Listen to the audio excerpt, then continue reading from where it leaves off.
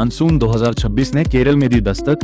दक्षिण पश्चिम मानसून 2026 ने केरल में आधिकारिक रूप से प्रवेश कर लिया है, लेकिन मौसम विभाग ने चेतावनी दी है कि इस बार देश भर में बारिश का वितरण असमान रह सकता है, जिससे कुछ राज्यों में सूखा और कुछ में भारी बारिश की स्थिति बन सकती है।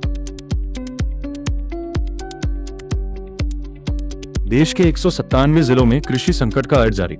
भारत सरकार ने देश के 197 जिलों को हाई रिस्क एग्रीकल्चर जोन घोषित किया है, जहां कम बारिश और अनियमित मानसून के कारण खरीफ फसलों जैसे धान, मक्का और सोयाबीन पर गंभीर खतरा मंडरा रहा है। किसानों को पहले से तैयारी और सतर्क रहने की सलाह दी गई है। इंदौर में ब्रिक्स कृषि सम्मेलन शुरू। मध्य प्रदेश के इंदौर शहर में ब्रिक्स देशों का कृषि सम्मेलन शुरू हो गया है, जिसमें आधुनिक खेती, स्मार्ट एग्रीकल्चर तकनीक और जलवायु परिवर्तन से निपटने के उपायों पर अंतर्राष्ट्रीय स्तर पर चर्चा की जा रही है। कई राज्यों में यूरिया संकट पर किसानों प्रदर्शन।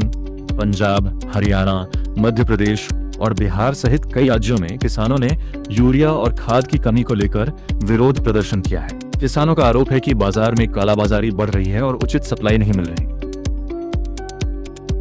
रांची में कृषि व्यापार मेले की तैयारी तेज। झारखंड की राजधानी रांची में 16 जून से होने वाले कृषि व्यापार मेले की तैयारियां तेज कर दी गई हैं, जहां नई कृषि मशीनें, तकनीक और सरकारी योजनाओं की जानकारी किसानों को उपलब्ध कराई जाएगी। हरियाणा में प्राकृतिक खेती का बड़ा प्रोजेक्ट शुरू। हरियाणा सरकार ने 2000 एकड़ भूमि पर प्राकृतिक खेती का बड़ा प्रोजेक्ट लॉन्च किया है, जिसका उद्देश्य रासायनिक खाद और कीटनाशकों पर निर्भरता कम करना और जैविक खेती को बढ़ावा देना है। मौसम बदलाव से फसल कीमतों पर खतरा। एल नीनो प्रभाव और बढ़ती गर्मी के कारण गेहूं और चावल जैसी प्रमुख फसलों की पैदावार में गिरावट की आशंका जताई गई है, जिससे आने वाले समय में खाद्य वस्तुओं की कीमतों में बढ़ोतरी हो सकती है। सैटेलाइट टेक्नोलॉजी से खेती की निगरानी आसान।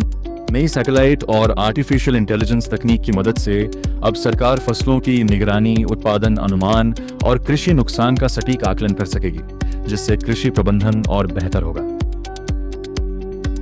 पीएम किसान योजना से किसानों को आर्थिक सहायता। प्रधानमंत्री किसान सम्मान निधि योजना के तहत देश के करोड़ों किसानों को सालाना 6,000 रुपए की आर्थिक सहायता दी जा रही है, जिससे छोटे और सीमांत किसानों को सीधा लाभ मिल रहा है। डिजिटल कृषि और एआई टूल्स का बढ़ता उपयोग। भारत में डिजिटल कृषि तेजी से बढ़ रही है, जहां आर्टिफिशियल इंटेलिजेंस, मोबाइल ऐप्स और स्मार्ट टूल्स की मदद से किसानों को मौसम, फसल और बाजार की सटीक जानकारी मिल रही है, जिससे खेती अधिक लाभकारी बन रही है।